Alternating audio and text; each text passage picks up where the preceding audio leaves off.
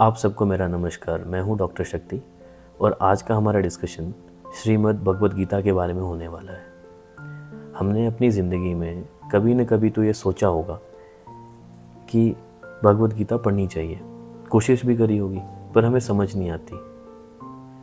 कारण क्योंकि उसके कुछ शब्द ऐसे हैं जिन्होंने वक्त के साथ अपना रियल मीनिंग खो दिया है। तो हमें ये टफ होता है समझना कि एग्जैक्टली वो कहना क्या चाह रहे हैं। और जो बुक्स लिखी गई हैं उसमें कई तरह के इंटरप्रिटेशंस दी गई हैं। किसी ने भक्ति योग को ज़्यादा प्रेफरेंस दी है, किसी ने ध्यान और ज्ञान को।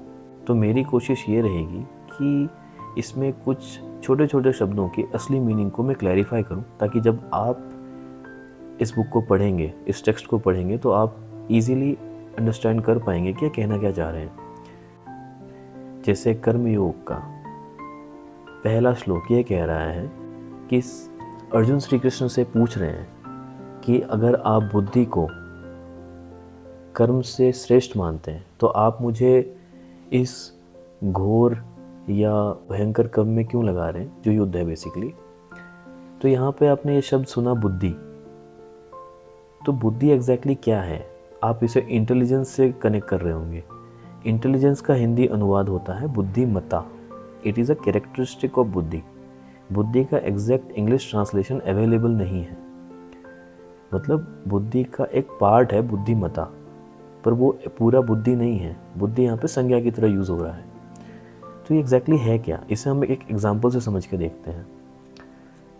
आज आपका मन कर रहा है कि मुझे एक गाना सुनना है, क्योंकि आपके ब्रेन ने एक डिमांड दी है कि उसे आनंद महसूस करना है। इसके लिए मन के थ्रू आपके इंद्रियां यानी कान को किसी म्यूज़िक की आवश्यकता है। पर उसी वक्त खिड़की से बाहर आप ये देखते हैं कि एक एक्सीडेंट हो गया है। तो इस वक्त आपका डिसीजन चेंज हो जाएगा। अब आप गाना नहीं सुनेंगे, अब आप जाके उस इंसान को बचाएंगे।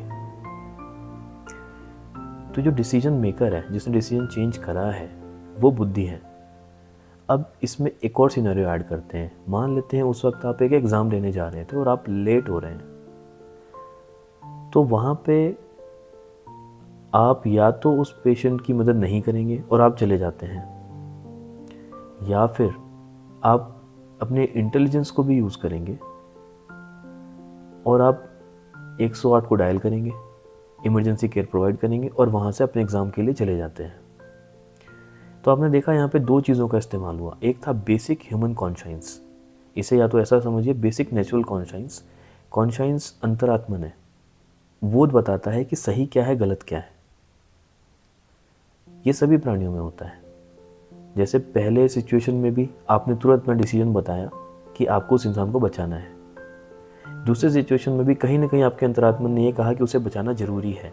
तो ये बेसिक ह्यूमन कॉन्शियंस है। पर डिसीजन फिर भी ऐसा था कि आपने उसे छोड़ दिया एक वक्त में। तो उसमें कॉन्शियंस के साथ एक और चीज़ ने एक्ट किया, वो था इंटेलिजेंस। तो मतलब जब इंटेलिजेंस बेसिक कॉन्शियंस के साथ मिलती है तो उस कॉम्बिनेशन को बुद्धि कहते हैं। बुद्धि को इसी तरीके से समझना पड़ेगा। फिर इंटेलिजेंस क्या चीज़ है, ये कौन सी बला है? इंटेलिजेंस ये नहीं बताता सही क्या है, गलत क्या है। वो काम कॉन्शियंस का है। इंटेलिजेंस वो प्रॉपर्टी है आपके दिमाग की, या ऐसा समझिए कि जब आप अपने नॉलेज को ऑप्टिमली या एट इट्स बेस्ट यूज़ करते हैं किसी भी सिचुएशन में, तब आप इंटेलिजेंट हैं। वो इंटेलिजेंस है, दैट इज़ बुद्धिमत्ता। इसे और अच्छे से समझते हैं। आपने जब कभी ये सुना होगा कि 108 इमरजेंसी डायलिंग नंबर है जिससे एम्बुलेंस आती है, तो ये एक इन्फॉर्मेशन था, ये सिर्फ जानकारी थी जो आपके दिमाग में गई।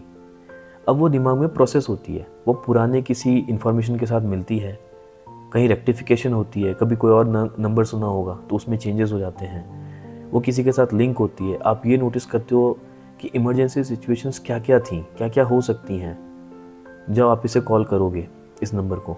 तो ये अब जो इन्फॉर्मेशन आई है, ये सारी की सारी, ये सब नॉलेज है। इसे नॉलेज कहते हैं। बट जब आप किसी सिचुएशन में नॉलेज को यूज़ करेंगे तो वो इंटेलिजेंस है। तो हो सकता है कि इंसान बहुत नॉलेजेबल हो, पर उसे यूज़ करना नहीं आता, तो इंटेलिजेंट नहीं, तो उसकी इंटेलिजेंस में थोड़ी कमी रह जाएगी।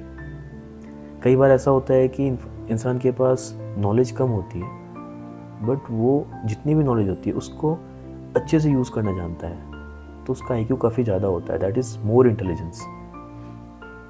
तो आपने देखा यहाँ पे जब आपने इंटेलिजेंस को जोड़ा किसके साथ, अपनी बेसिक ह्यूमन कॉन्शियस के साथ, तो वो बुद्धि बना।